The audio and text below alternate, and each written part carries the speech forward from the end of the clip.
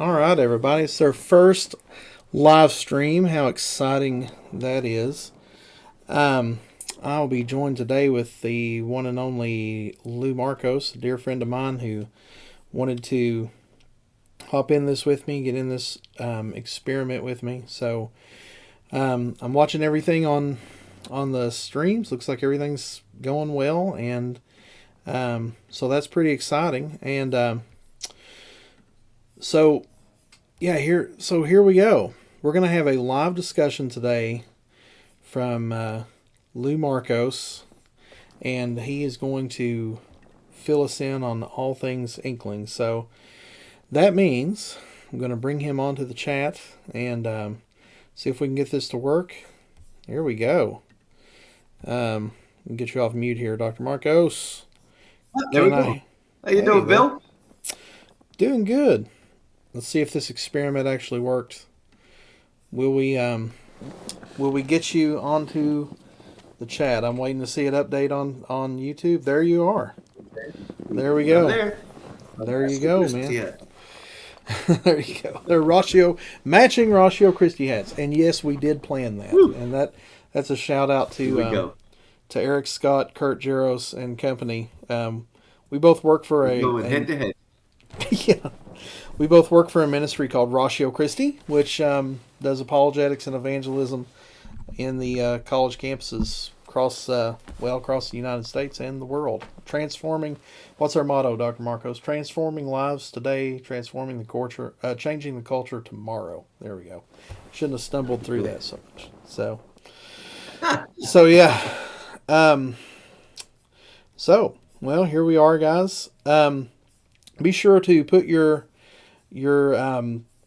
questions, comments, thoughts in the chat. I've got the chats open on all the channels here, and if you guys have any questions for Dr. Markos, just go for it. But by the way, this thing has no plan to it whatsoever. I literally called Dr. Markos up and was like, "Hey, I've been experimenting with this live stream thing. I think I've got it down here. So do me a favor and encourage us, if you're watching out there, give us a like, give us a subscribe, whatever. Just let us know that this is working, because I'm seeing it working, but I'm having a hard time believing that it's working as well as it is."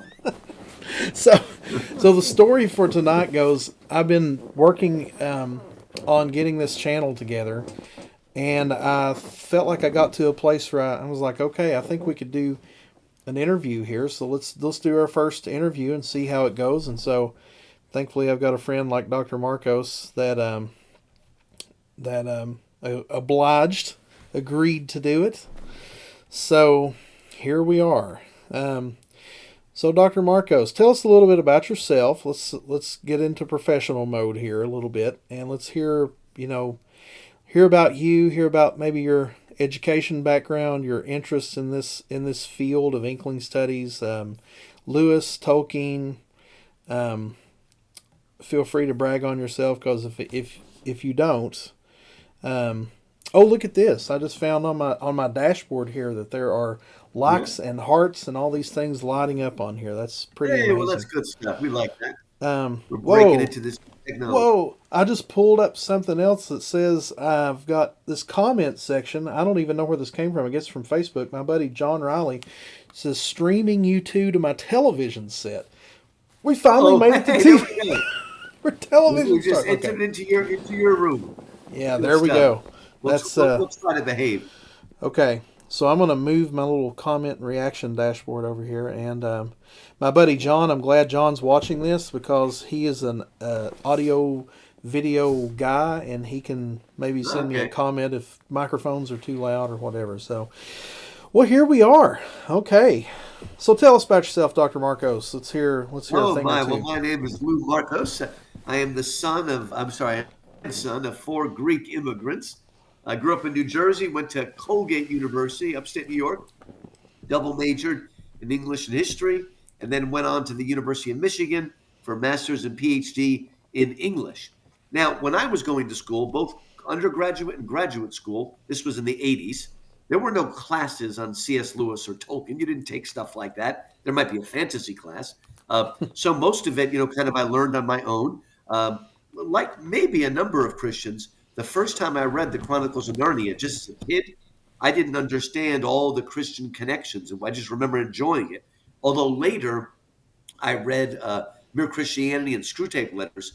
And many years later, when I looked back, I was amazed at how much, not just my Christian faith, but the way I thought about things and the way I reasoned about Christian things was influenced by Lewis. I didn't realize it until I went back and reread Screwtape and Mere Christianity and realized how Lewis's way of thinking, his way of reasoning, his way of bringing reason and imagination together had really, really impacted me.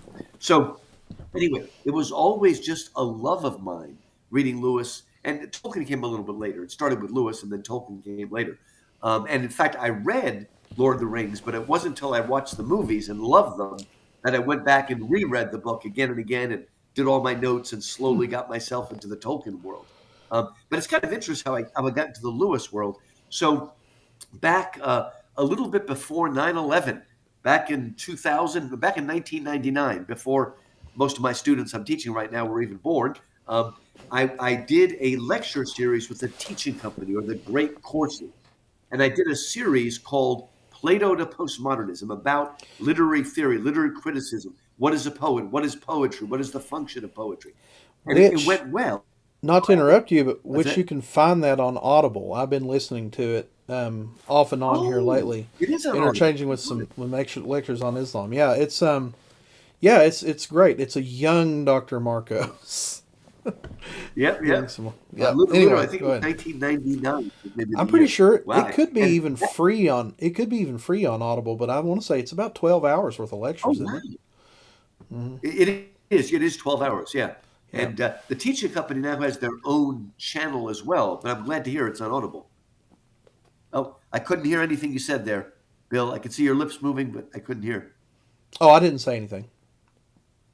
Okay. You know what it is? We're slowly out of sync. Your voice and your lips are a little out of sync. So that's Hmm. why.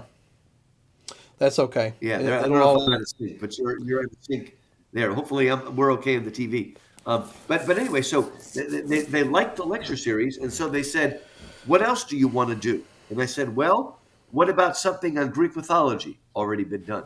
What about Greek tragedy? Already been done. What about the Iliad and the Odyssey? Already done. Again and again and again." And then I said, "Well, I've always had this love of C.S. Lewis." And again, this Lewis was already big, but he wasn't everywhere quite yet. So they said, "Go do it." And so I spent the next entire summer rereading all of the Lewis stuff, taking copious notes, cross notes, this, that, kind of in a way made myself an expert, and then put together that lecture series. And that lecture series, which is just 6 hours. I think it's called The Life and Writings of C.S. Lewis. It's 12 30-minute lectures. Hmm. Um, and that did well. So I turned it into a 3-part lecture series that I did for a group. And then that became a cover article in Christianity Today back in 2000 or 2001. And then that led to the book. And that was my first published book. So Hmm. it's just, and what's really neat is not only am I always teaching Lewis, but one of the ways I keep fresh is when, new C.S. Lewis books come out, oftentimes the publisher or a journal will send me a copy to review. So I'm constantly reading and reviewing, and then Tolkien again is built and built, and I've got books published on both of them. The most recent books that are kind of fun are called C.S. Lewis for Beginners and Tolkien for Beginners, and these are books that cover everything, but they're also super illustrated, almost in a comic book fashion. I didn't do the Hmm. illustration; someone else did.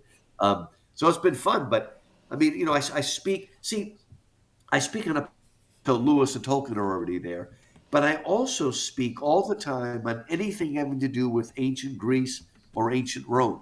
Talk about Christianity and education. So all of these things come to. I'm one of those professors who, if I'm going to write a book, I want it to have some practicality in the classroom too. I don't want to be writing stuff that only other PhDs can read, and that's one of the things I love about Lewis, that you could write really deep, thoughtful books in layman terms without lots of jargon.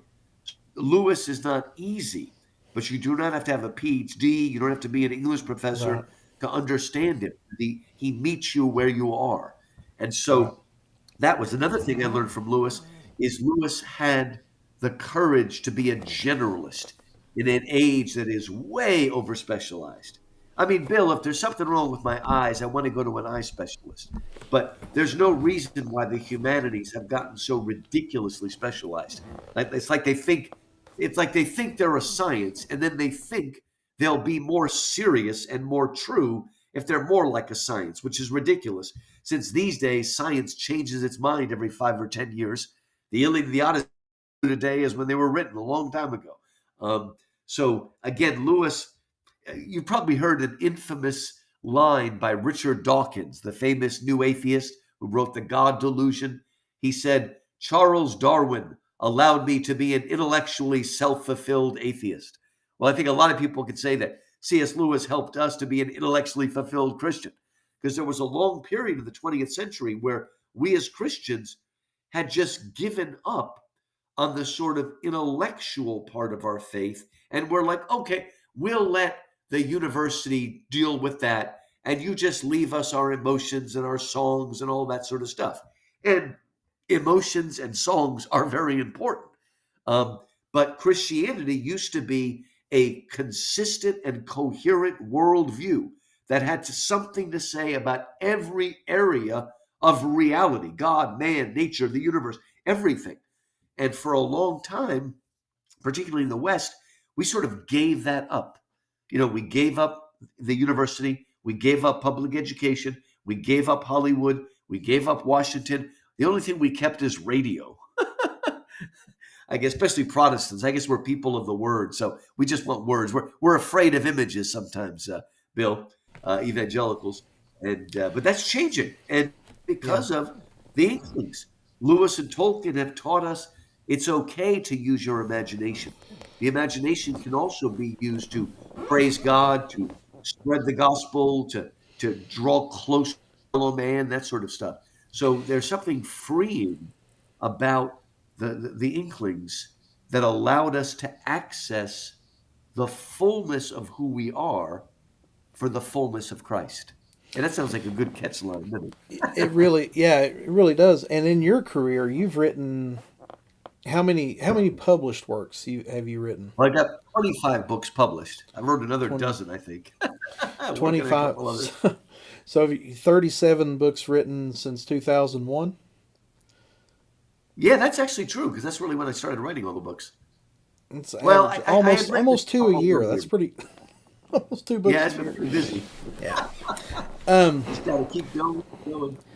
no, and during Lewis's day too. Maybe you could want to comment on this. And which, by the way, guys, I appreciate everybody who's watching. I can see how many people are watching at the top of the screen. That's pretty neat. Be sure chime in with a comment. Hey, I've got the comments and reactions and everything over here on the side. If you have a question for Dr. Markos, send it in. We'll make you part of the conversation. If we want to get real crazy, we might even be able to bring you in live if you're brave enough. We can do that with this stuff. Right. But yeah. So in Lewis's day, there's worldview. There's a modernist worldview that was floating around. Um, Shoot, I've taught on this, and now I'm trying to remember what it was called. Michael Ward wrote about it in his wonderful book After Humanity. It was the worldview that C.S. Lewis was answering in Abolition of Man. Um, Well, it's naturalism, materialism, but no, and it was positivism. Maybe that's what you're thinking. logical Logical positivism. That's positivism. it.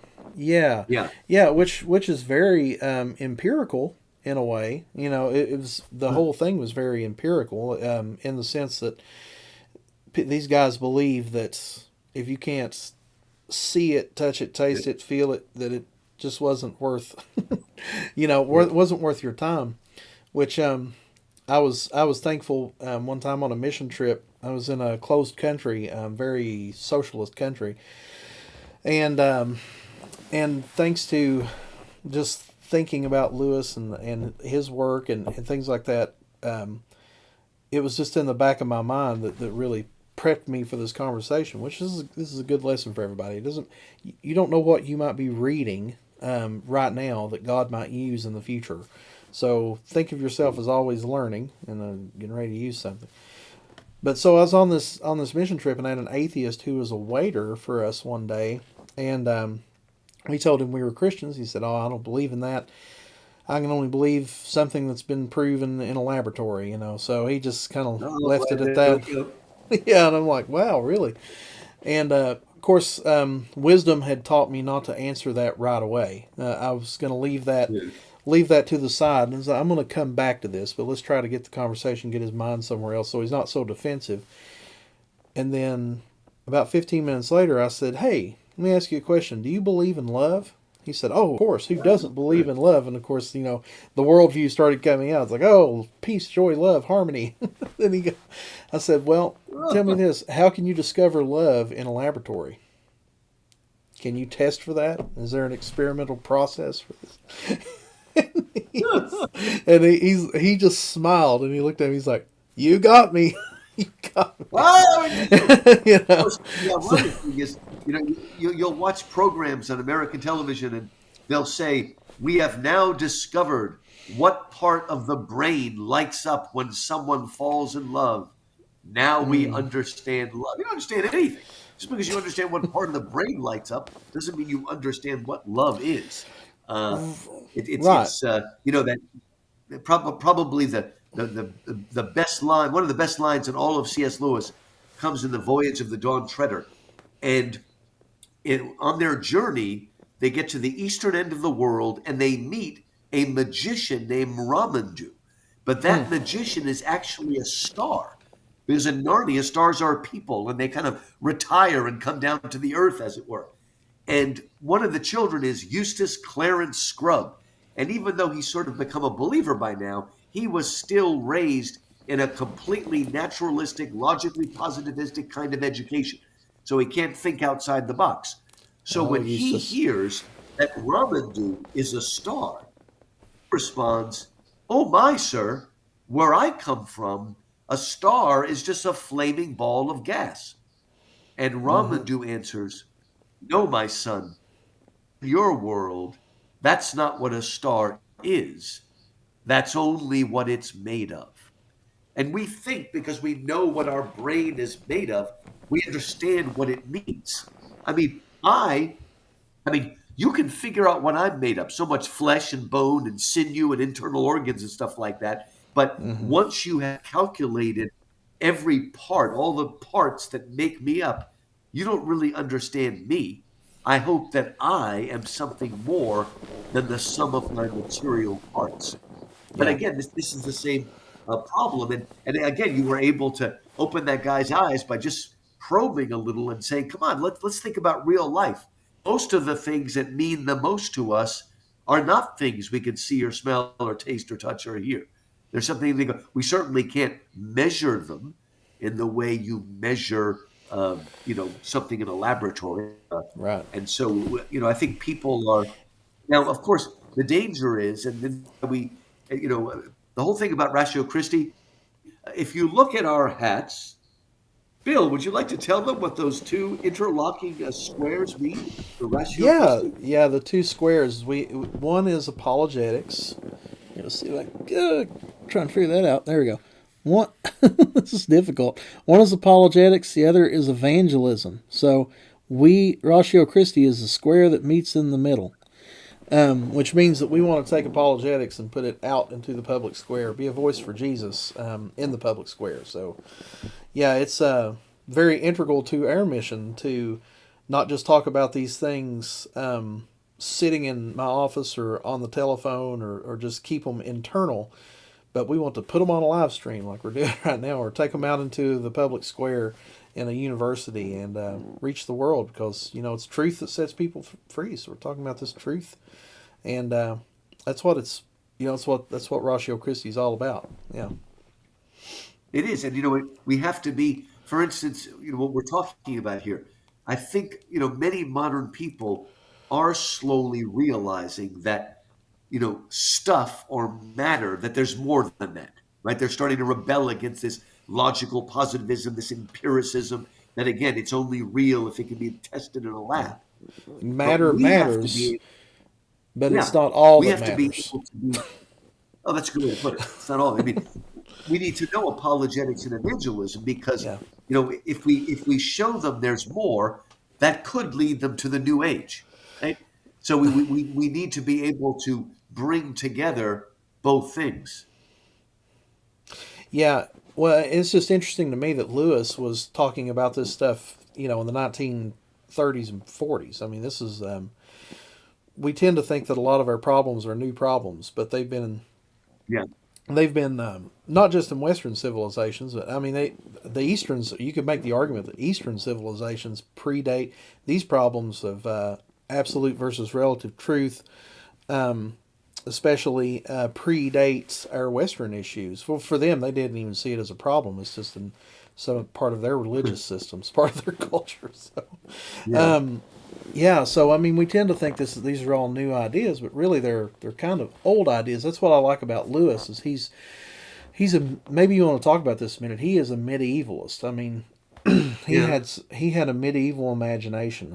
He was constantly thinking, and one of our colleagues at HCU points this out. He's our Oxford guy.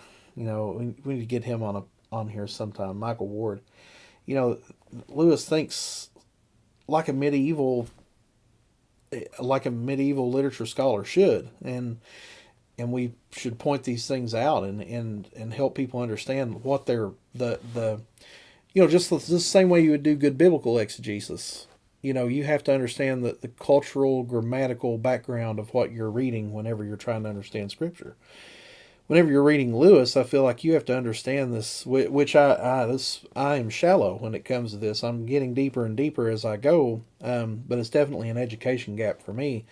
So maybe you'd want to talk about this a little bit, but just the medieval backing behind some of his literature and some of his ideas. Like I think you see it most prominently in Narnia.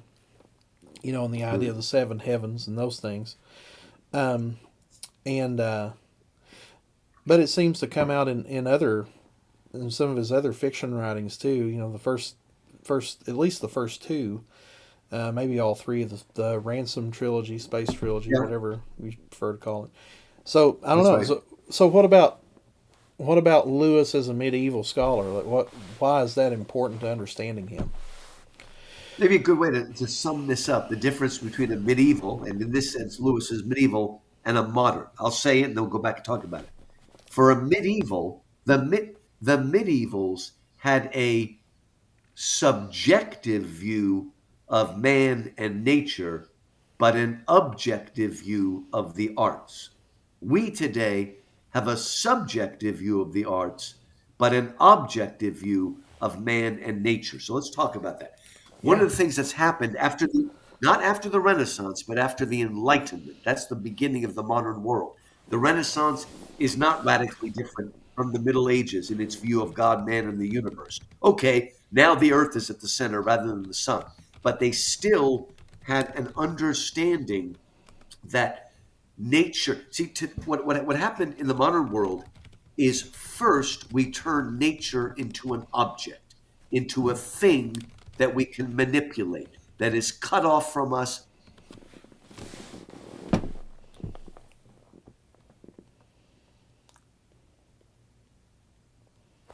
oh,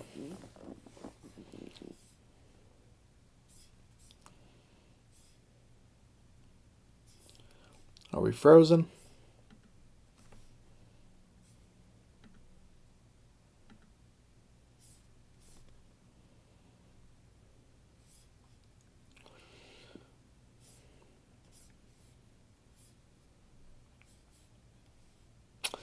Okay, I think we've frozen just a little bit. Let's see. We were going so good. That's okay. Give me just a second. We can fix this really quick. Um, let's see. Uh oh. Yeah, we've got Dr. Markos is frozen. Um, so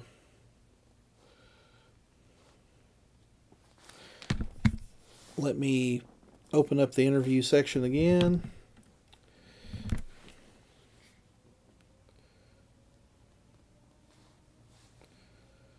And yeah, so while we're waiting on Dr. Markos to come back on, oh, here he comes. There he is. You guys feel free to get on here and there we go. I Yeah, got for some dropped. I reason. just reconnected. Hey, and you know what? That's great. If all we have to deal with is a 15-second drop, next time we can get it through Pretty even good. quicker. Okay. Yeah, I was able to come back in quickly. So yeah. Okay. So you're talking about medieval versus modern scholar. So Good. get us back into that. Oh, okay. So in just they had a more objective view of art. In other words, art had a meaning. It wasn't just in the eye of the beholder. There were standards, and art was trying to imitate something, reflect the truth about the universe, about God, about man, about beauty, about love. And again, we today have just reduced the arts so they're just Europe. But understand this, Bill, that we've not only said issues of beauty are only in the eye of the beholder, it's only subjective. We've said the same thing about goodness and truth. So goodness is just moral relativism, ethical relativism. Philosophy is just whatever you want to believe. So we've taken those things that used to be objective. They had capital letters, goodness, truth, and beauty, and we've just subjectified them or emotivized them is another way to put it, emotivism. But at the same time, in the Middle Ages, they had a more subjective view of nature and man. Now, this is going to sound oddly new age to us, but in the Middle Ages, they understood that there was a sympathetic connection between God's creation and us, who are part of God's creation, that we are stewards, that we are part of nature. It's really weird that today we have radical environmentalists who still turn nature into an object that they can manipulate. It's a very, very strange thing that's happened, that switching of the poles. So there, they looked upon human beings as individual human beings and didn't treat them as a problem to be solved. I remember something Lewis says, that in the old days, the king was a ruler. His job was to rule, to bring about justice, to bring order and balance. After the Enlightenment, we don't have a ruler, we have a leader.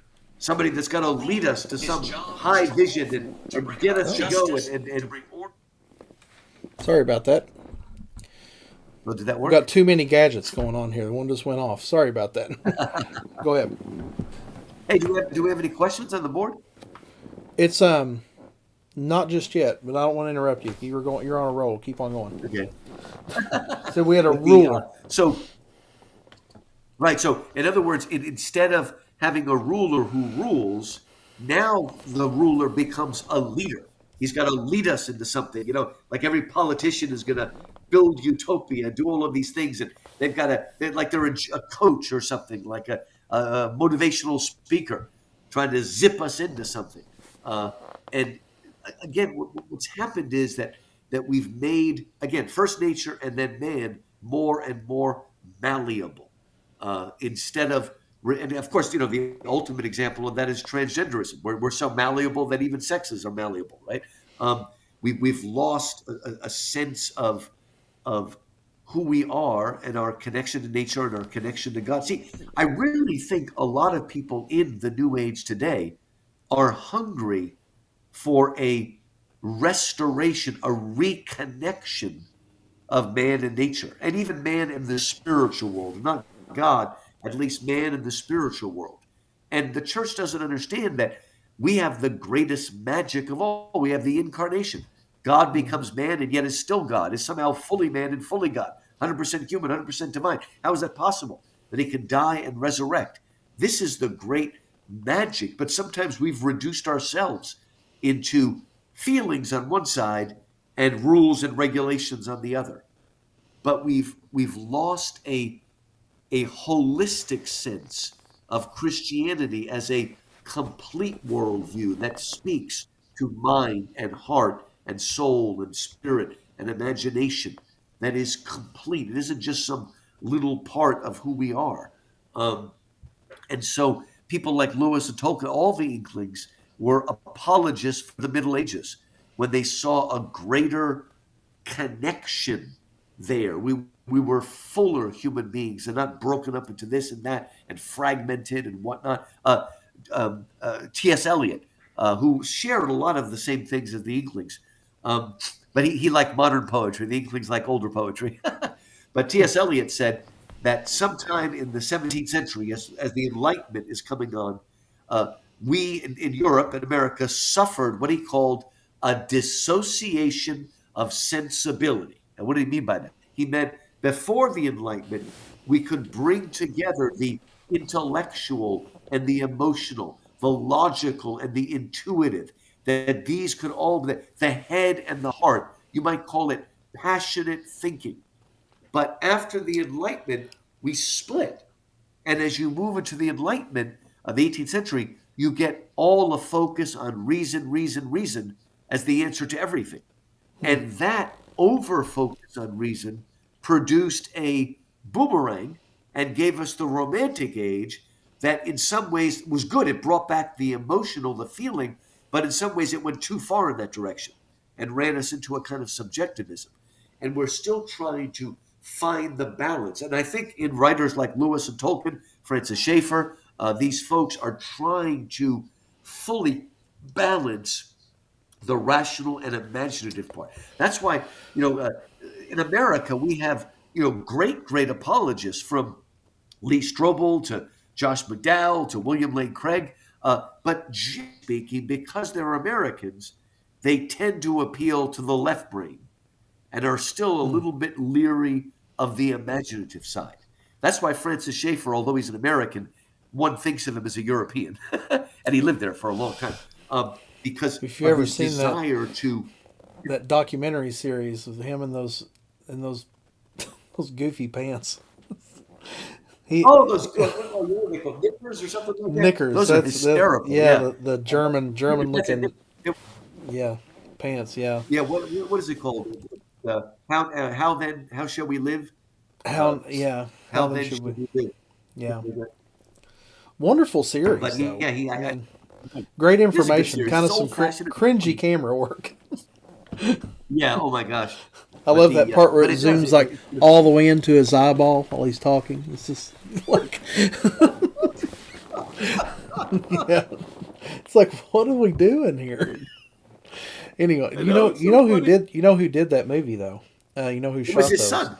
It's his son, It Frank, was son Frankie. the one that went crazy. I think Yeah, Frankie he did Schaefer. kind of go nuts. He first he became Orthodox, but I think the poor Greek Orthodox are saying, why did we let that guy in?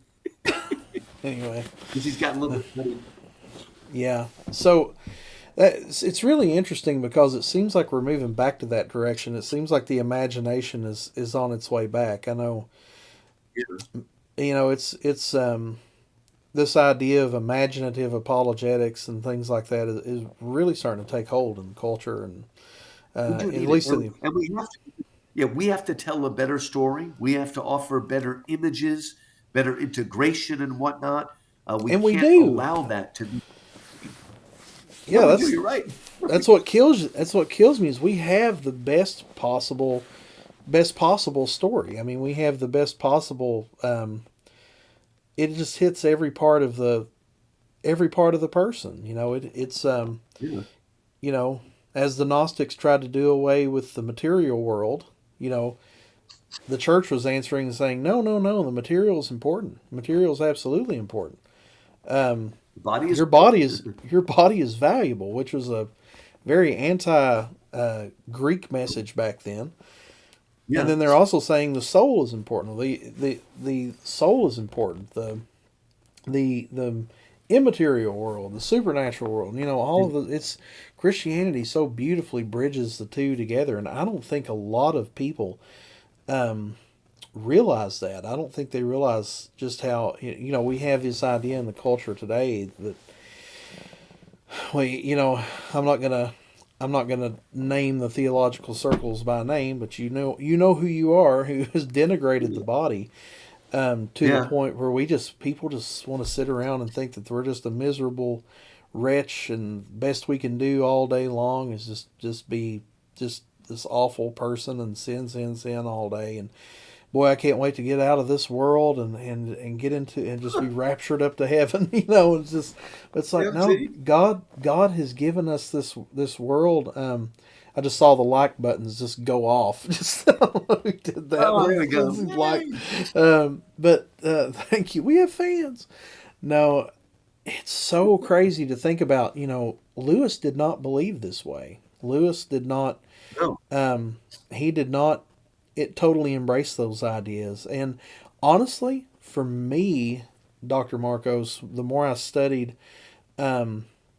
the more I studied Lewis, the more I just felt reinvigorated in the sense of things. It's like there is real hope for humanity right now. That the line is real and he is here and God is here. And Right. Lewis and Schaefer both really just brought that alive in me, and there are others too. I mean, don't get me wrong, you talk to any apologist, they're going to point back to Lewis Schaefer, at least in some Oh, yeah. sense. They may not take their style, but they will, especially C.S. Lewis, show that people are valuable. And I think people need to hear that today.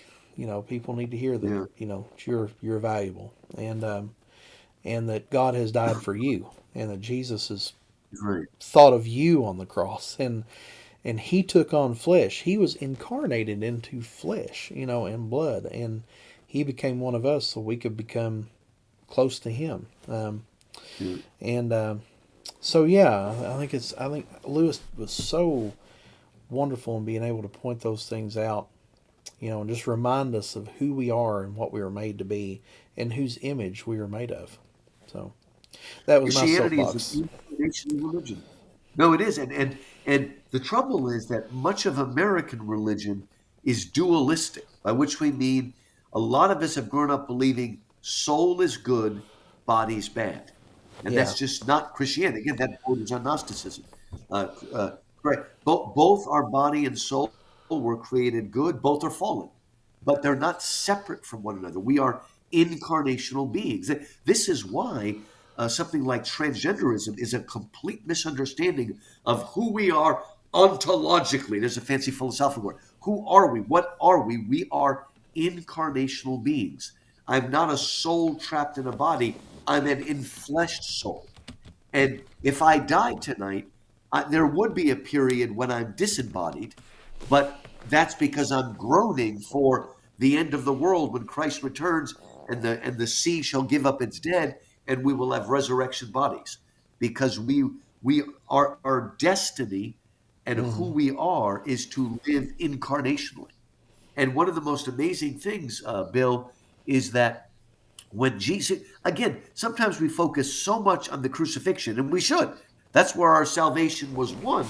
That we don't understand when Jesus agreed to the incarnation, he wasn't just agreeing for 33 years and then he dies and gets to quote go to heaven. Right. In heaven, Jesus is still incarnate. Jesus is still fully man and fully God. He has a resurrection body like we will have, except his has scars. And as far as we know, ours will not have the stigmata or the stars scar on. Mm. Um, that's God we still worship. Jesus did not go back to being pure spirit. He is forever fully God and fully man. Talk Yeah. about completely identifying with us and and completely forgiving and transforming us Yeah. so that we will be renewed, living There's on a new heaven and new earth. Gosh, there's no other world religion like that. It doesn't even come close. And it goes there back is. to we have the best story. Now, I did have. I don't want to enter. This is going a good direction, but I do like keeping this just organic and at home. We had some people on here. Want to give a shout out on YouTube to Eggman1010 for having a pretty cool name. Anyway, I'm going to call you Eggman. Eggman 1010. Egma. Um, yeah, and it is his uncle's birthday today. So shout out to your uncle for his birthday. Thanks for tuning in. And Are we we have a supposed to question say from cuckoo Tyler. cuckoo? What's that? Are we supposed to say cuckoo cuckoo to the Eggman? Hey, well, That's a Beatle that's. reference. I was gonna say, yeah, that's a Beatles reference, but I don't know if okay. Well, hold on a minute. There we go. Did we get that? Hold on. Hey, we got it. It wasn't loud enough. Hold on, one more time. There we go. Here we go. Oh my goodness, this is too much fun. Okay, so Tyler has asked, is he's asked this: how do you apply what T.S. Eliot said about disassociation of sensibilities to our modern age? He goes on to say, in my experience thus far, people fully promote a coexistence of multiple faiths that's augmented and glorified with a form of humanism. It would seem as if the grasp of being one with nature is becoming more and more apparent. Get Thought Gobble out of here as I'm getting ready for work. LOL. Tyler. So, first question. Hold on a minute, Tyler. There we go. I love that too much. Well, Okay. How do you apply what T.S. Eliot said about disassociation of sensibilities to our modern age? What do you think? we just have to remember that it's not that we were not made by God to be Mr. Spock, to be pure logic. That is not the ideal, to be absolutely purely logical and objective and concrete thinking. It's good to know that we want to shape our reason and our logic, but we don't want to separate that from who we are emotionally and imaginatively. The very first Star Trek movie was not very good, but it did have a good theme. If you saw the extended version to see the whole idea, at the beginning of Star Trek: The Motion Picture, the very first movie, Spock is going through a ceremony where he's trying to purge himself of all his emotion and be just purely logical and purely rational. And then he's called back for a mission. Can they still hear me? Yeah. Yeah, I think so. Yeah, you're good. I, again, I see you talking and moving, but I can't hear your voice. I think it's off sync. Oh, I'm not So, talking. Sorry. oh, I'm you're just not, oh, moving. okay. What you don't see is Okay. I've got a screen here, a screen here, a screen here, phone over here. Oh, All of them are wow. going off, and I'm trying to keep up with people's comments and things like that. So I'm listening to you, but I'm ADDing at the same time. So that's what I'm doing. Sorry if it's So distracting. Try to basically, do better. so basically, you could run like a small Central American country from your desk right now. You've got it all going. It's like a It's, James Bond you villain. just You can we just lost run our everything. entire we just lost our entire Central American audience. Thank you, Doctor. There we go. Oh God, You take it no, over.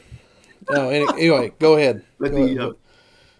Mr. Spock is trying to purify himself of all emotion, be pure reason, pure logic. And then there's this threat coming in. It turns out, way back when, like our day, way back when there was a Voyager shuttle, not a shuttle, but a sort of a Voyager robot that was sent out into space to collect information on aliens that were like robotic, and it built him and built him so he was more and more rational. And his name is V'ger, which is actually Voyager because it lost some letters. But anyway, so V'ger now is huge and trying to come back home, and there's all this threat. Well, anyway, at the end of the movie, and you have to see the extended version to understand what's going on. Spock mind melds with it, and he realizes that V'ger has become like pure reason and pure logic, but the thing is stuck. It can't grow beyond that because without the ability to make an imaginative leap, V'ger cannot move on to other dimensions of reality. In other words, it's gone so far, and now it's stuck in a rational box without the Hmm. ability to think outside that box through an imaginative leap. And the whole point is Spock then realizes that what he was trying to do purge himself of all emotion is not a good thing. That it's going to make him not stronger, but lesser and weaker and unable to fully develop as a person. So the idea of dissociation of sensibility, let us not do that. Let's not pride ourselves on becoming a purely logical creature. It's good to pursue that. But if you lose the imaginative side, the emotional side, the intuitive side, we're becoming a sort of half person. We need to develop all of those skills as we, and sometimes God does that through a marriage, through the sort of complementary of the husband and wife sort of rubbing against each other and helping each other to expand. Sometimes friends do that to one another as well. Yeah. But again, we need to be, again, the word we would use today is holistic and Yeah. draw together the full person. Well, that's part of the reason why I am so enthralled about living in Houston, Texas, where we live, which is, you and I live in the same section of Houston, which is you drive 2 streets over, you're in Chinatown. You drive 2 streets Yeah, down from that, 2 exits down from that, you're in the Mahatma Gandhi district. Anywhere we look, there are more Ethiopian restaurants than there are McDonald's in our area. We just live in a very multicultural, multi-ethnic area, and one of the things I'd say most people don't know about us is we enjoy doing Muslim Christian dialogue on Thursday nights, and man, you talk about we put ourselves in a room with Muslims and Christians. We take the Quran and the Bible and we read them together, and talk about the differences, and things like that. And that reminds me, I will find. Oh, it's here. Shoot, I can't pull that up. It was a really cool thing. It's actually right here in this book. Reading the Bible in Islamic context. Islamic context. Okay. Yeah, it's one of Dr. Glasser's recent works, but I actually had it on PDF. I wanted to read this, but I don't know if I'll find it quick enough. But it was talking about the purpose of dialogue, and he was using the Gospel of John as a way to do it. Oh, and this is so good. Yeah, let me see. Here we go. He said, the term Muslim Christian understanding in the title of this chapter is not being used, as it very often is, as a synonym for Muslim Christian agreement.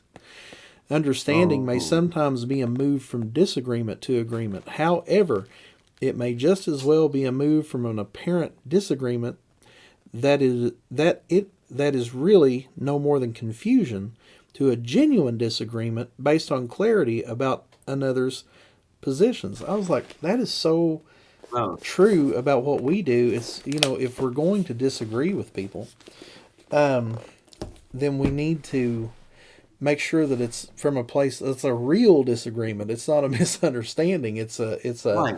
like we're actually not, and Jordan Peterson talks about this sometimes. It's like you don't, or at least he used to. I listened a lot to pre-COVID Jordan Peterson. Oh, right. Post-COVID Jordan Peterson's been a little different. But now pre-COVID Jordan Peterson used to talk about this all the time. Or, we have to be diligent to critique not a straw man, but the actual argument. We have to dive deep, and the only way that you can do that is to, put yourself. It's almost very. I don't know that you can do it outside of making yourself uncomfortable from time to time. I mean, you really got to dive deep enough into something that you understand it. I mean, you can critique Hinduism and not read the Bhagavad Gita, but I would not recommend that. And then you read the Bhagavad Gita. You read the Bhagavad Gita, and you're like, for me, it's like sometimes, what did I just read? It's more of like it's very poetic, but it's So so we were talking. We dialogue. Yeah, we dive into, like you said, rub against each other and figure things out, and it broadens our mind. It broadens the way we think about stuff. It's very healthy to do that, as long as you're dogmatic enough to handle it. That's true. Yeah, you have to know what you believe. I mean, Bill has been taking some lessons in Arabic, learning some classical Arabic, And the teacher Motaz, he brought Motaz to speak for our Ratio Christi chapter. And one of the things we learned is that one of the foundational differences is that in Islam you don't have original sin. You don't have this understanding of a sin nature that needs to be healed by Christ. In other words, if you have a different understanding of what the problem is, you're going to have a different understanding of what the solution is. And Yeah. so you have to dive deep into that. Understand. In other words, now Muslims understand that sin is a problem, but not that our nature is sinful to the extent that we need a savior. We don't just need to try harder or follow the rules or pray 5 times a day. We need a more radical solution because the problem is more radical. But that's something you learn, like I said, as we rub against each other and have question and answer and draw each other out. Then we start learning. Again, what are the differences that are foundational?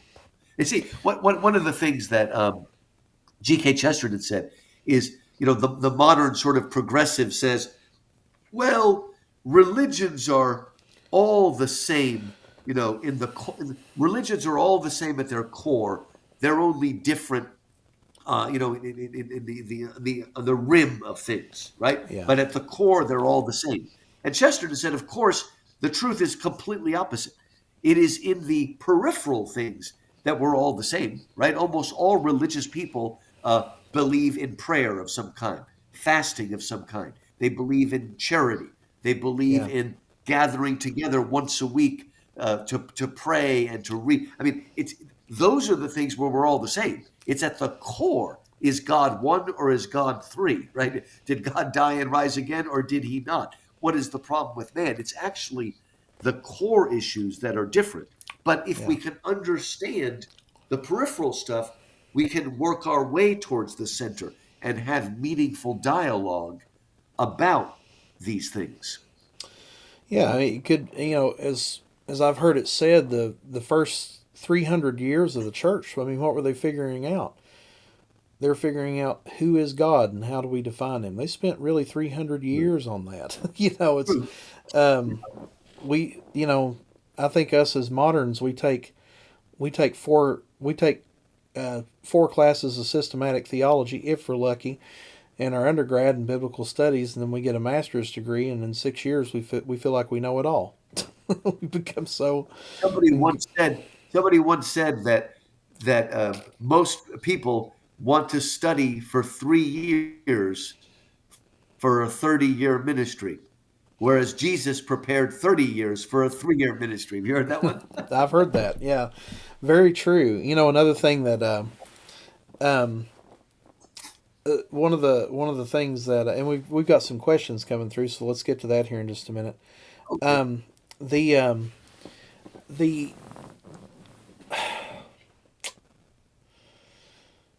one of the things that Chesterton said that I really enjoy, just here lately, I was reading through, I think it was in Orthodoxy. I recently went through his trilogy, and Mhm. it just really, heretics, orthodoxy, and Everlasting man. the everlasting man. I'm trying to remember exactly how he put it, but I couldn't word for word quote it anyway, so it's my paraphrase. He said, the problem with dogmatism is everybody is dogmatic about something. Those that Mhm. are dogmatic have thought through what they believe and why they believe it, and are typically more open-minded to those than those who adamantly claim that they are not dogmatic. It's those that adamantly claim that they are not dogmatic that are the Right. most dogmatic people in the world, Yeah. because they're the ones saying, "Oh, I think it's just all roads lead to heaven. This is open world of just ideas, and how could you be so?" And those are usually the people that are the most, because if you don't agree with that view, buddy, you watch out. Whew. They're going to come after you. So it's yeah. So I think it's healthy to have know what you believe, why you believe it. It's also healthy, I think, as we're talking about this, to um, figure out. I like how Dr. Talon put it last year when I was a TA for him in one of his classes, and I think he took it just right out of our textbook, but he drew a bullseye on the board. And I thought, boy, what a great way of seeing it. He said, it was a 3-ring bullseye, and on the inner ring, it was like, here are our orthodox beliefs. God is triune. Jesus is God in the flesh, born of a virgin. Right. The creedal statements, like the Right. Apostles' Nicene Creed, like those are the most important things, like with salvation through Christ alone, yada, yada, yada. And then on the outer side, those are like denominational things on the outer ring. Like those are the Right. things that, like eternal, and this is going to make people cringe, but like eternal security Mhm. and whether or not you're Reformed or Arminian and all that stuff. Like that's an outer ring Yeah. thing. It's important. It's very important. Worth discussing, but not worth dividing over. And then you have these outer ring things, which I think he used like, the age of the earth is one example, or, Mhm. can It's end Christians, time problem. end time stuff, different moral concerns of Christians. Can they go to movie theaters or have wine at Thanksgiving dinner or something like that? Like, but really we should be dogmatic about those. It's okay to be Right. dogmatic about that inner circle. We really need to Right. make sure that we are. We have a couple of questions here.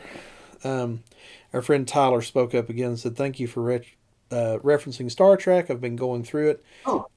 Here recently, I've finished 3 different series of Star Trek. Good for you, man. Oh, I wow. did. I went on that pilgrimage Impressive. last year, and I did not regret it. Although I did stop about halfway through the Next Generation, not because I wanted to. It's just master's degree had to finish that, so Yeah. I need to get back into it. But yeah, I thoroughly enjoyed the Shatner series. I really enjoyed it. Um, Shout out to one of our students, Alex Collins is listening to us. So shout out to you, buddy. I hope Oh, you're still okay. on here. Give us a like and shout out if you are. We'll see you tomorrow. My buddy Yeah. John, he's we're the TV stars at his house right now. He asked on the subject of Islam and sin, how do they justify the actions of Muhammad? Now we're going to go back as we answer this question about Muhammad. Sorry guys, the way these things appear is like I probably should have read that one last and went up a little bit. There's some more things in the chat. I'll go up through the chat and find some questions as we're talking about this, and we'll answer a couple. So on the subject of Islam and sin, hey, there's Alex. On the subject of Yeah. Islam and sin, how do they justify the actions of Muhammad? Um, what would surprise most people is from my understanding of Islam and my discussions with my Muslim friends, they don't see Muhammad as a perfect sinless person. Matter of fact, in the Quran, the only sinless prophet is Jesus, which is Yeah. baffling. When we think about it from a Christian context. But no, they believe that Jesus was born of a virgin, lived a sinless, perfect life, performed many miracles, spoke authoritatively, ascended into heaven, will come back one day and judge the living and the dead. So we have quite a bit in common as far as the narrative is concerned there. Um, if you want to talk about how they justify the actions of Muhammad, and not my personal opinion on that, um, I would say that there are different ways of approaching this, and I've got friends of mine that could be watching this that are Hadith scholars and Sharia scholars and things like that Yeah. may hop on this chat and correct me right away, and that's fine if they do. I'm willing to be corrected because I'm always learning about this very complex religion we call Islam, and learning every week something about it. But there are different Hadith traditions that would say that, and the Hadith, if you're not familiar with that term, is um, it's the biographical writings and sayings of who Muhammad was, his commands, um, just different, just a collection of writings. Some of them are paragraphs, some of them more than that. Just talking about the life of Muhammad in certain situations, things like that. There are some sinful actions that they justify as culturally, saying that Muhammad would have been more of a man of his time. That would have been like the younger brides and things like that. 1,500 years ago, people would have justified it that way. Um, but there are other. But the most interesting for me is the Hadith traditions that talk about like how to find out which Hadith is most accurate. It's a kind of an application of textual criticism to the Hadith traditions, and surprises me anyway to find out that there are lineages to some of these Hadiths that they can trace them back to contemporaries with Muhammad. Some of them family members, some friends, people in his armies, things like that. It's interesting. Um, I'll be honest, I'm not totally convinced it's 100% accurate sometimes. But it for me anyway, as somebody who's taken history seriously in my life, not 100% accurate, but they would say that some of the more vile ones maybe are not as verifiable as some of the more pure ones, and so on and so forth. Um, so yeah, the general consensus of Muhammad was that he was not a perfect person. He was not a sinless person. He certainly did have flaws, but that they saw him as a powerful prophet whose really his only living miracle was bringing the final word of Allah, which was the Quran. So that'd be how I answer that. Um, what you do with that answer is up to you. that's how that's how I would answer it. Um, and so, if you had anything maybe more specific about that, John, I'd be willing to maybe try to do some research on it and do maybe a later live stream about it, or bring on a friend to talk about it or something. Um, yeah. So, um, some other questions here, I think. Um, okay, maybe. Okay, so it was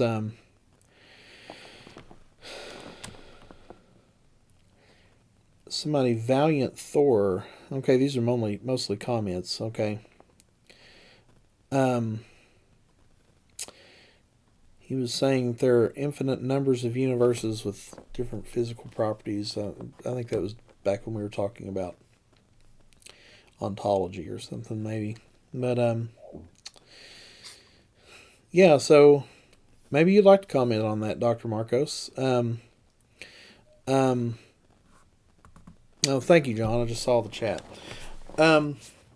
What do you think about this multiverse stuff? Maybe we want to come close to shutting her down.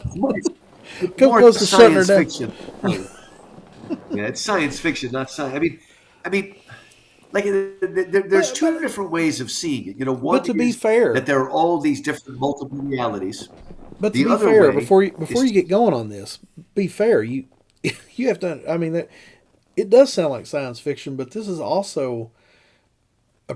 this is becoming a pretty prevalent worldview, and I think as apologists we have to take it yeah. pretty seriously. I mean, Stephen Hawking um, I endorsed the mean, multiverse theory. basically, yeah. You know, I mean, while basically, when he's a you biologist. But anyway, yeah. yeah There's Go ahead. yeah. I mean, basically, I look at when I look at Stephen Hawking, I mean, it's at first he was a great apologist for the Big Bang.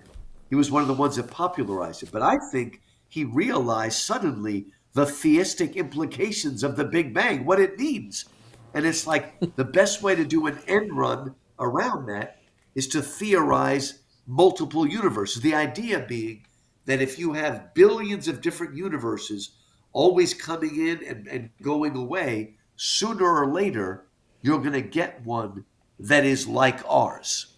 Hmm. Um, and the funny thing is that the Jews would call this chutzpah. And chutzpah is you can't explain how our one universe got here the way it is. So you'll answer that by theorizing billions of them. Well, look, so you can't explain why our universe is fine tuned. Instead, try to explain to me what this universe making machine is that keeps spitting out, billions of galaxies until we get one right. I mean, I'm tired of the multiverse in terms of narrative and fiction because an overuse of the multiverse makes all of our decisions meaningless. It was just like in older science fiction when every other thing was about time travel. Mm. Okay, we'll go back and fix it. We'll go back and fix it. We'll go back and fix it. And I just think it's kind of it gets to be lazy as a narrative device. Um, I mean, So what you're another saying is, way of reading multiverse. If Jules Verne was, Good. would you say if Jules Verne and these guys were alive today, then they would be writing multiverse? Was he Oh, one? maybe or something. I mean, Um, when Jules Verne is writing about submarines, I think he could just see the logical progression of technology and where it was going, and he probably figured sooner or later we'd be able to do that. Just like Da Vinci, making flying machines, he figured out that it was theoretically possible.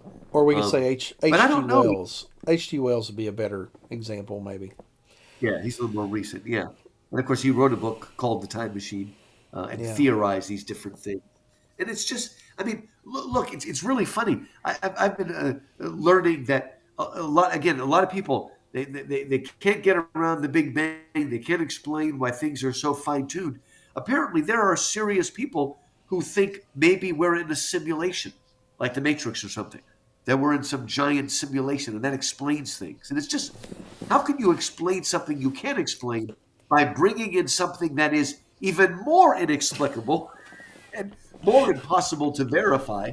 It's just strange. These are the same scientists that say, things like things like the resurrection. We can't prove that because we can't do it in a laboratory.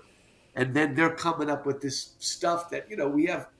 I don't really see any evidence for it. Maybe it's theory. I mean, a good example of that is the transporter in Star Trek. I'm sorry, that is not going to happen. You're not going to take a human being, turn them into little ions, and bring them back together. Are you going to Don't, reassemble the human brain with all its complexity?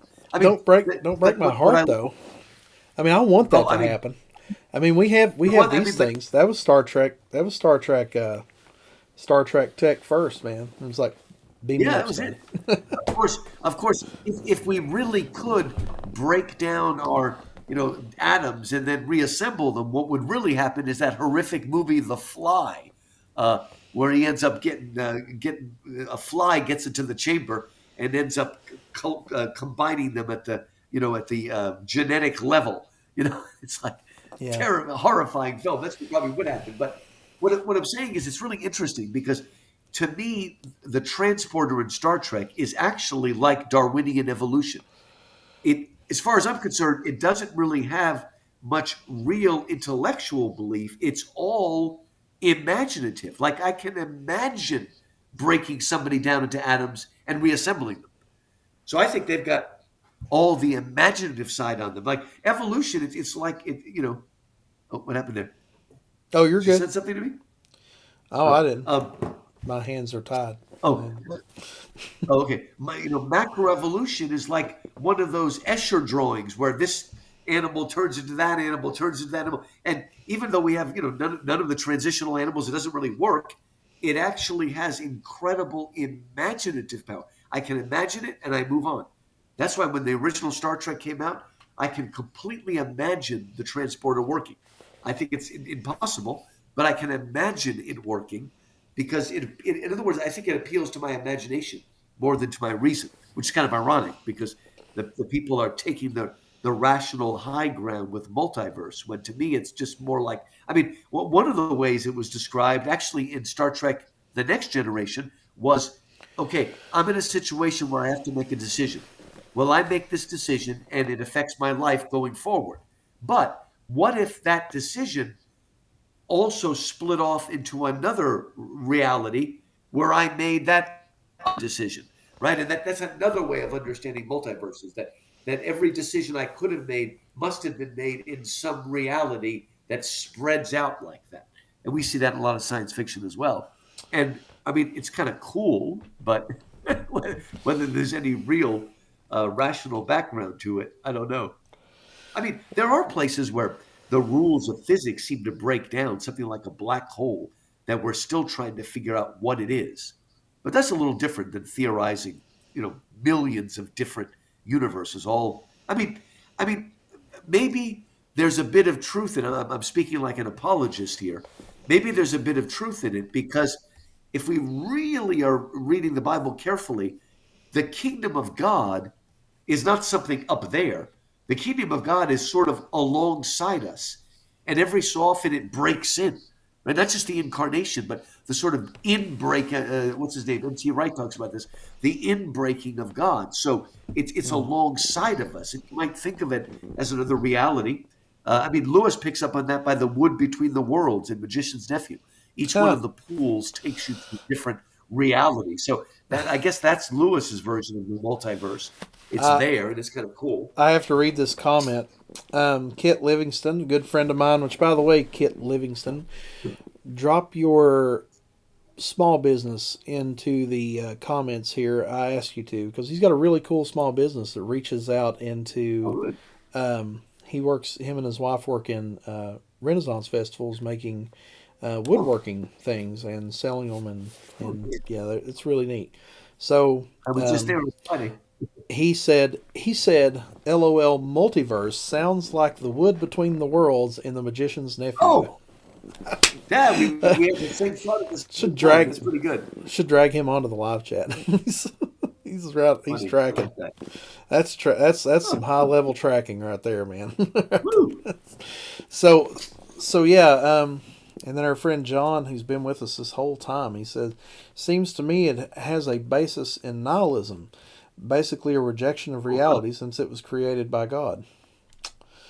Um, that, never thought of it like that. I mean, yeah, Well, no, to me, it's being used as a way to avoid the theistic implications of the Big Bang.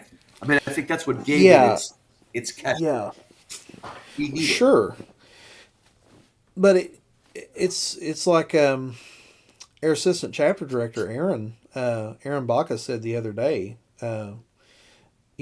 That this is with the multiverse. There's really no issue here. It's just another extension. So okay, it didn't.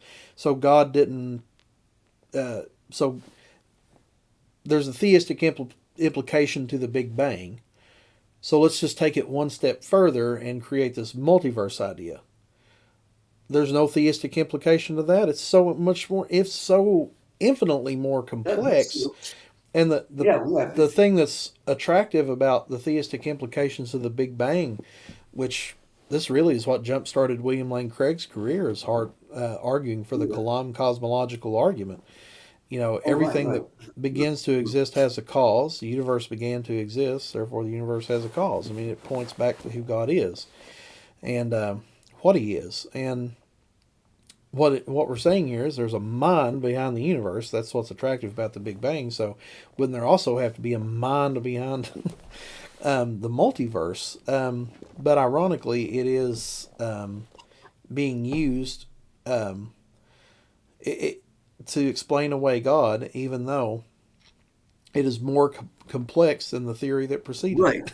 It doesn't You're make. trying to explain. You're trying to explain away complexity by pointing to greater complexity, Yeah, and that's ironic.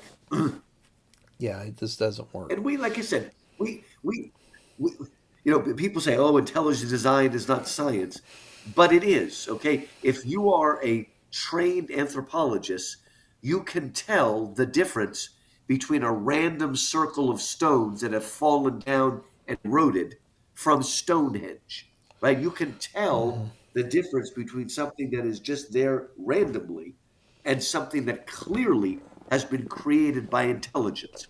If you're walking along the beach and you see wavy lines on the beach, you can say, well, that was just caused by the tide coming in and out.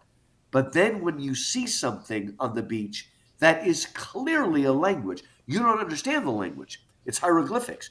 You don't know what the language means, but you can tell the difference between specified complexity, a language that's something, and just randomness. So we do know how to do it. We just Yeah. don't want to do it when it has theistic implications. Yeah. Well, we have been at this for a while now.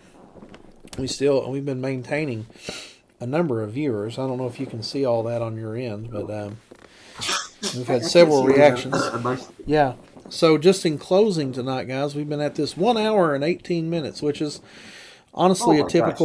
it's a typical phone conversation for There we Dr. go. Marcus. So this is usually how it goes anyway. Um, but yeah, if you guys, we're still holding on to a number of viewers out there on multiple different platforms. If any of you guys would like to submit a question, few closing questions, um, please do so. We're monitoring the comments the best that we can. We've had 51 comments tonight. That's pretty awesome. Um, some people even saying they have liked and subscribed, and that's amazing. If you Wow. like this kind of thing, feel free to go over to the YouTube channel, like and subscribe over there, and please, yeah, just keep watching. We're going to try to have more and more content going. This was, like I said, tonight was our test run. It was very successful, so we'll just keep it up. So, um, so yeah, let's look through some of these comments. Um, Kit Livingston again says we'd end up with more of a scenario like in the Prestige, where the Oh, original prestige. dies. Yeah, the original dies each time they are transported. So he follows up with think about multiverse as a backstory of predestination and a God that lives outside and is transcendent to time itself. Um, Get Livingston what theory of time he ascribes to. Is he A theory or B theory? I think I've already figured that out, but let's see what he says. And then he says, walk along the beach and see an Andy Goldsworthy art piece. Would he recognize the creativity inherent in it? Very good. So yeah, if you guys have any closing questions, we'll ask away. Appreciate you guys for sticking around here tonight. Um, I'll give you just a moment to get a couple of questions up here, maybe, and if not, um, if I should let mention that the person that writes a lot about intelligent design, and what I was talking about is William Dembski, if you want to look him up. Dembski, William Dembski. It's one of the yeah, original intelligent design people. well, the He's got original good stuff. ID guys. Hold on just a minute. I think I have Dembski's book over here. It's a good thing about doing this in an office is just It's right. You just get up and get there. yeah. Here we go. But No, like I said, that's Will. what's really helpful in Dembski is distinguishing between complexity and specified complexity. A crystal is very complex, but specified complexity is a pattern that has meaning outside itself. If you're walking along South Dakota and you see a mountain that has the rough shape of a chin or an eye or a nose, you say, well, that's complex, but it's just random. But if you see Mount Rushmore and you see four heads that match up with four presidents that you've seen in books, that's specified complexity. It's Yeah, complexity that's meaningful and has a sort of language to it. Did you find one of his actually, books? I have a book in my hand that I am assured that Louis Markos has not read. Are you ready? Oh, let's The see. Comprehensive Guide to Science and Faith. It's William Dembski's newest book, actually. Oh my, Um, how do you like that? yeah, I just got this the other day. Looking forward to it to fill in some of my education gaps in science and faith and all these other things. But yeah, I would highly recommend this even without reading it because There we go. Yeah. a lot of really good people have recommended it, and yeah, and it's got everything. Just looking at this last chapter, one of the last chapters, how can we make sense of natural evil, which is different than moral evil. Oh, no. Think of moral evil Oh, like the right. Holocaust, and natural evil is like a hurricane, right? How do we make Right. sense of natural evil, and then all the way back to Wow. what is intelligent design? How should we defend it? How does intelligent design matter? Just looking through here, the authors in this thing, it's just a bunch of Yeah. individual. I think it's 50 different articles from Richard Right. Howe, John Bloom, William Reichardt, Stephen C. Meyer, Casey Luskin, Jonathan Wells, Michael Behe, There we go. Hugh Ross. all kinds of amazing, wonderful scientific apologists exploring the ultimate questions about life and the cosmos. Pick that up wherever the best books are sold. Comprehensive Guide to Science. Yeah, anyway. So I hope they pay me for that. That'll be great. So we found you on YouTube, and here's a check. So no, we do have a one other question from our friend John. He said, "Any thoughts about The Shift, the new Christian science fiction film coming out next weekend?" I have a story about that thing actually. Oh, really? I had the opportunity. Somebody sent me a link to watch it, to be like one of the test audience people. And I was at ETS and simply just did not have the time. But in between ETS and traveling last weekend, I had to go speak at a church. And I didn't get a chance to be the test audience of that movie. I wanted to, though, because I could have written some early reviews or published something, but missed that opportunity. You can't do it all. But I've heard that it's going to be pretty cool, though. But who can know until you see it? Do you know anything about it, Dr. Markos? Is that the one they said is based on the book of Job somehow? I think so. I don't want to say. Yeah, but sure. it's like but it's like some romance across time, or I don't know. I haven't seen that one yet, but I would like to see it eventually. They're getting better. I don't. Has it got any stars in it? I think it's Mary Magdalene. Is that the one that's got Mary Magdalene in it? The girl from Mary Magdalene, that plays Mary in The Magdalene. Chosen? Okay. I thought you meant like actual Mary Magdalene. Yeah. We found her existing in a different multiverse. So we were able to access her. Yeah. Yeah. Let's see. Said it's about time, things like that. Was it a Christopher Nolan movie or something? It's about time. It can't be not It's a Christian one, a Christian-made movie, I think. Yeah. Or am I confusing with something else? I think it's the Christian-made movie. After meeting a mysterious stranger, a man must escape a dystopian world to return to his wife. Rated PG-13 for violence and thematic elements. Yeah, it's Maybe that's I'm confusing it. I thought that was the one that was made by Christians. But it maybe is. not. It is. It's It's the one definitely Angel Studios or Christian whatever. film. Oh, it's got Sean Astin in it. I forgot about that. Oh, I like that. Okay.